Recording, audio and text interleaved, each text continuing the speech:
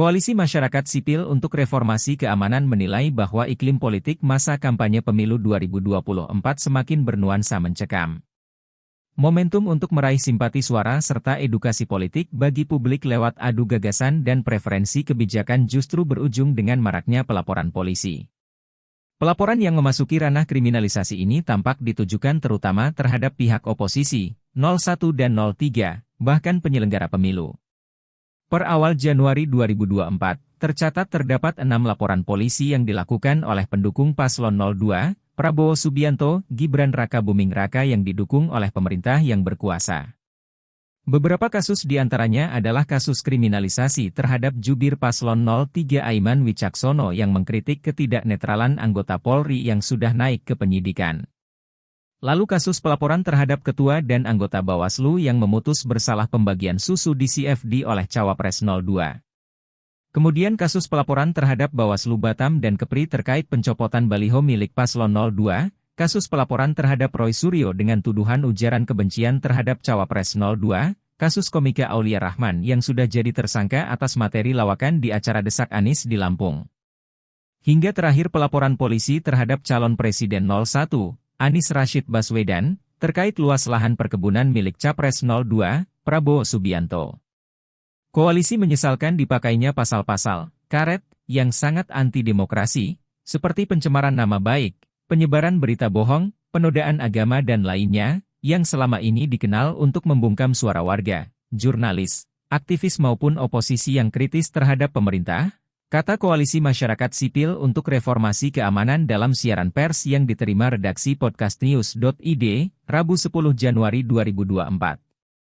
Menurut kami, ujaran maupun tindakan yang dilaporkan kepada kepolisian di atas, harus dipandang sebagai kegiatan yang sah dalam konteks sosialisasi dan kampanye pemilu, sebagaimana dijamin oleh UU Nomor 7 Tahun 2017 tentang Pemilu dan UUD Negara RI Tahun 1945.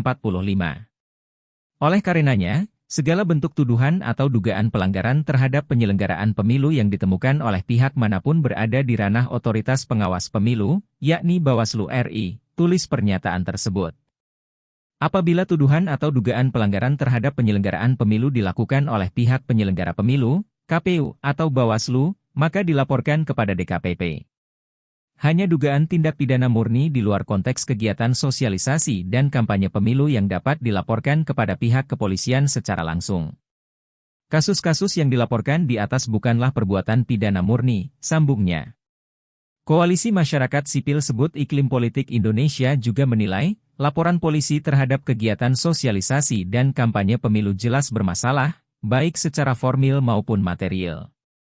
Pertama, pasal-pasal karet yang diambil dari UU ITE dan KUHP merupakan pasal-pasal yang kerap dipakai membungkam suara yang kritis dari aktivis, jurnalis dan lawan politik penguasa, khususnya rezim pemerintahan Joko Widodo.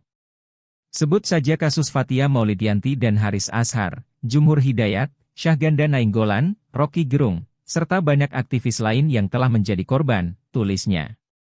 Kedua, para pelapor tidak memiliki legal standing, kedudukan hukum, yang tepat sebagai korban atau mengalami kerugian, namun tetap diproses oleh kepolisian hingga naik status penyidikan seperti kasus Aulia dan Aiman. Secara substantif pun, apa yang disampaikan Aulia merupakan materi hiburan lawakan yang bukan penghinaan, penodaan agama, dan kritik oleh Aiman terhadap netralitas polisi yang telah dibahas oleh Komisi 3 DPR RI secara terbuka. Ketiga, baik dari indikator pelapor, terlapor maupun materi yang dilaporkan ke kepolisian jelas menimbulkan masalah objektivitas dan independensi kepolisian yang menerima dan memeriksa laporan. Para pelapor rata-rata merupakan pendukung paslon 02 yang terafiliasi dengan kekuasaan presiden yang membawahi kepolisian. Cawapres 02 adalah anak kandung presiden. Sedangkan materi laporan terkait kegiatan sosialisasi dan kampanye oleh terlapor yang merupakan paslon oposisi, 0103. Kuat sekali nuansa politiknya dan berpotensi dipolitisasi proses hukumnya. Terlebih lagi, pihak kepolisian sedang dalam sorotan publik akibat dugaan kuat ketidaknetralan Polri yang dibahas oleh Komisi 3 DPR RI sebagaimana yang diangkat oleh Aiman. Berdasarkan hal itu, maka koalisi mendesak Presiden dan Kapolri agar memerintahkan penghentian terhadap seluruh proses hukum yang bernuansa politik atas oposisi maupun terhadap kegiatan sosialisasi dan kampanye pemilu, tegasnya.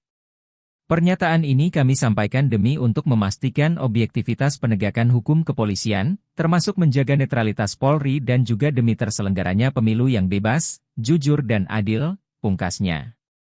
Koalisi Masyarakat Sipil untuk Reformasi Sektor Keamanan sendiri terdiri dari Perhimpunan Bantuan Hukum dan HAM Indonesia, PBHI, Imparsial, Kontras, YLBHI, Walhi, Elsam, Amnesty Internasional, Lebih Jakarta, Lebih Masyarakat, Lebih Pers, ICJR, Lebih Pos Malang, Centra Initiative, Setara Institut, ICW, HRWG, dan Public Virtue.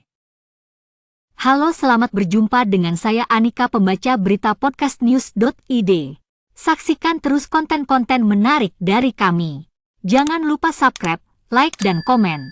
Terima kasih.